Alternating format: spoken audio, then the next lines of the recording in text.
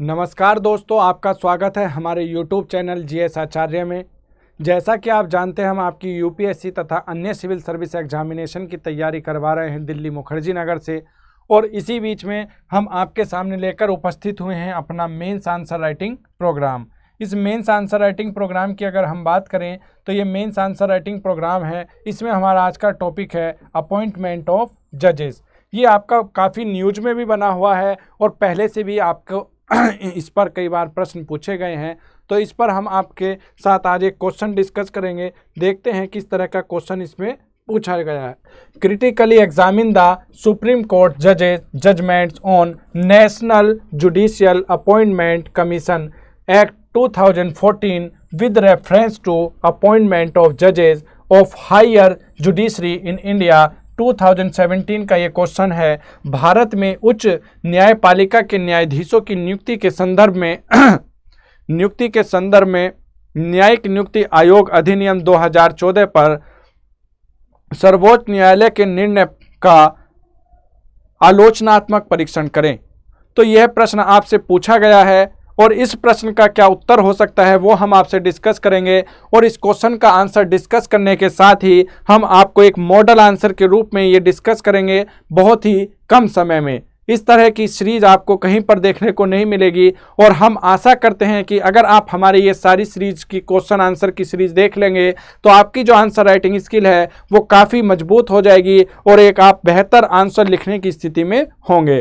तो इस तरह से जब आप डेली एक एक आंसर की प्रैक्टिस करते हैं तो आपकी जो आंसर राइटिंग लिखने की जो स्पीड है वह बेहतर हो जाएगी। आंसर राइटिंग लिखने का जो तरीका है वह बेहतर हो जाएगा। आइए देखते हैं अपना नेक्स्ट क्वेश्चन, इसके क्या भूमिका होगी। आइए देखते हैं क्या भूमिका होगी। हाल ही में सर्वोच्च न्यायालय ने 99वें संवैधानिक संशोधन यानी 99th कॉन्स्टिट्यूशनल अमेंडमेंट किया गया था और जिसको बाद में कैंसिल करना पड़ा, संशोधन को रद्द कर दिया और यह विचार रखा गया NJAC यानी राष्ट्रीय न्यायिक नियुक्ति आयोग उच्च न्यायपालिका के लिए न्यायाधीशों की नियुक्ति की सर्वोच्च न्यायालय की जो प्रणाली है कॉलेजियम प्रणाली का विश्वसनीय विकल्प नहीं है। तो ये सारी चीज़ें आपको इसमें बताई गई। यह इसका एक इंट्रोडक्शन हुआ, इसलिए चर्चा में बना हुआ था। अभी वर्तमान में भी यह चर्चा में बना हुआ है। इसलिए क्या मैं आपसे बताता हूँ बार बार कि जो आपकी समस्याएं हैं, जो आपके जो टॉपिक हैं वो हमेशा चर्चा में बने रहते हैं। चाहे UCC हो या आपका कश्मीर मुद्दा हो, आतंकवाद हो या आपका ग्लोबलाइजेशन हो, ये ऐसे मुद्दे हैं जो हमेशा चर्चा में बने रहेंगे। एक बार इनको अगर अच्छे से आप तैयार कर लेते हैं तो आप इसकी एक बेहतर स्थिति में होंगे उत्तर लिखने की। आइए देखते हैं आगे। अदालत ने माना कि न्यायाधीशों की नियुक्ति में न्यायपालिका की प्रधानता और संविधान की मूल संरचना का हिस्सा थी और साथ ही NJAC यानी न्यायपालिका के लिए जो ये बनाया गया था NJAC अधिनियम के माध्यम से संसद ने इन नियुक्तियों में कार्यपालिका का और नागरिक समाज को अधिकार दिया था, देकर इस बुनियादी ढांचे का उल्लंघन किया।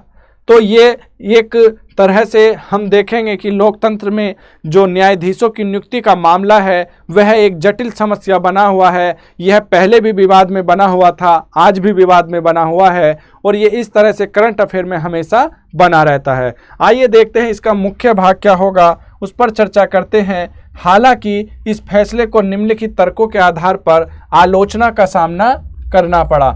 आइए क्या आलोचना हुई कि फैसले ने एक लोकप्रिय रूप से निर्वाचित संसद द्वारा विधि पूर्वक अधिनियमित प्रणाली के स्थान पर सर्वोच्च न्यायालय ने अपने सदस्यों द्वारा अपने स्वयं के सिरों की सेवा के लिए बनाए गए एक अतिरिक्त संवैधानिक मंच को बरकरार रखा। यानी कॉलेजियम प्रणाली को इन्होंने बरकरार रखा और कॉलेजियम सिस्टम को इन्होंने नहीं हटने दिया। तो इसमें क्या किया कि ये संवैधानिक जो हमारे सर्वोच्च न्यायालय में जो जजों की चुनने की प्रक्रिया है उससे संबंधित ये कॉलेजियम प्रणाली को इन्होंने जारी रखा। आलोचकों के अनुसार निर्णय विवाद की जड़ में मौलिक प्रश्न का पर्याप्त उत्तर देने में विफल रहा, अर्थात उच्च न्यायपालिका में नियुक्तियों को हमारे संविधान की मूल संरचना का एक हिस्सा बनाने में न्यायिक प्रधानता कैसी है। आइए देखते हैं ये कैसे है। जबकि संविधान राष्ट्रपति को कुछ व्यक्तियों के हिस्सा बनने में संविधान कुछ व्यक्तियों के साथ अनिवार्य रूप से परामर्श करके न्यायाधीशों को नियुक्त करने की शक्ति प्रदान करता है।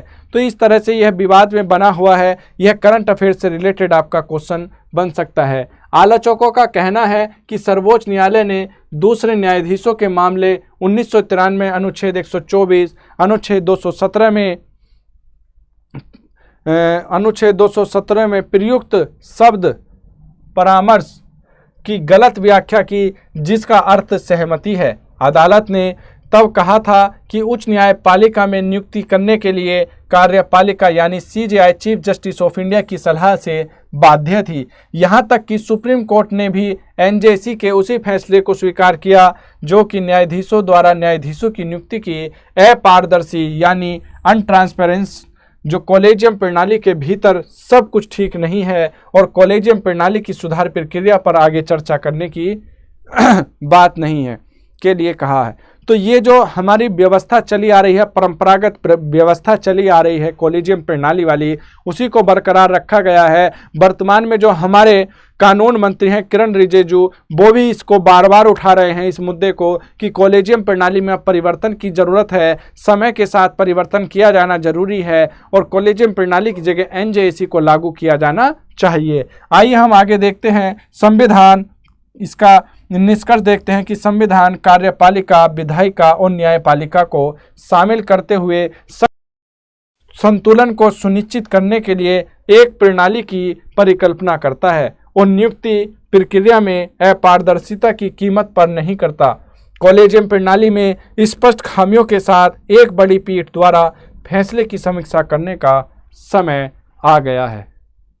तो यह प्रश्न जो है आपका जुड़ा हुआ है आपकी कॉलेजियम प्रणाली सिस्टम से, एनजेसी से, 99वें कॉन्स्टिट्यूशनल अमेंडमेंट से, जो आपसे मैंने आज डिस्कस किया। इसके लिए जो आपके क्या आर्टिकल इसमें सम्मिलित किए जा सकते थे, वर्तमान का क्या परिप्रेक्ष्य है, उसे आप इसमें जोड़ सकते हैं और अपने उत्तर को और भी अच्छे से और भी बेहतर तरीके से लिख करके हमारे नंबर पर चेक करा सकते हैं। हमारा नंबर आपके पास है। जीएस आचार्य यूट्यूब चैनल के जब आप अबाउट में जाएंगे तो वहाँ पर आपको हमारा नंबर मिलेगा, टेलीग्राम का लिंक मिलेगा और वहीं से आप हमारे ग्रुप से जुड़ सकते हैं। और समय समय पर आपको जो ये रोज़ रात को 8 बजे क्लास मिल रही है, यह मिलती रहेगी और यहीं से आपकी यूपीएससी, यूपीपीसीएस आदि परीक्षाओं, बीपीएससी आदि परीक्षाओं की तैयारी करवाई जा रही है, जिससे कि आपको लाभ मिल रहा है और यहीं से डायरेक्ट क्वेश्चन आपके फंस रहे हैं। तो इसी तरह से आज का सेशन हमारा यहीं पर कंप्लीट होता है। सेशन को पूरा देखने के लिए आपका बहुत बहुत धन्यवाद।